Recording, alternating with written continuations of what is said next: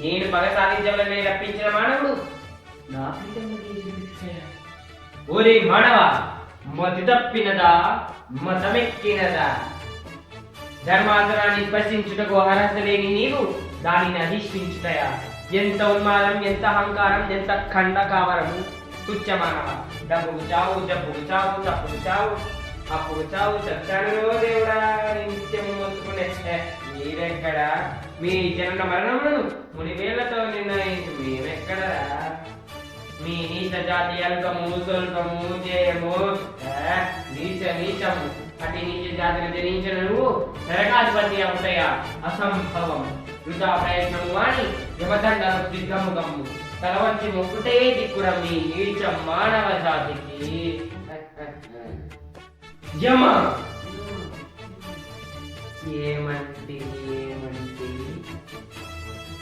మానవ జాతి నీచమ.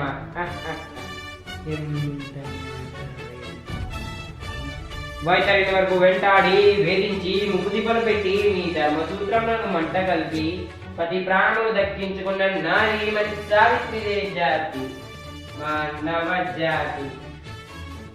సాక్షాత్ పరమశివుని ప్రత్యక్షం గావించి మీ పాశముల సైతం గడ్డిపోచగా నుంచి ప్రాణహరులైన మిమ్ములనే ప్రాణభయంతో పరువులెత్తించిన పతివాడు మార్కండేయుడిదే జాతి మానవ జాతి.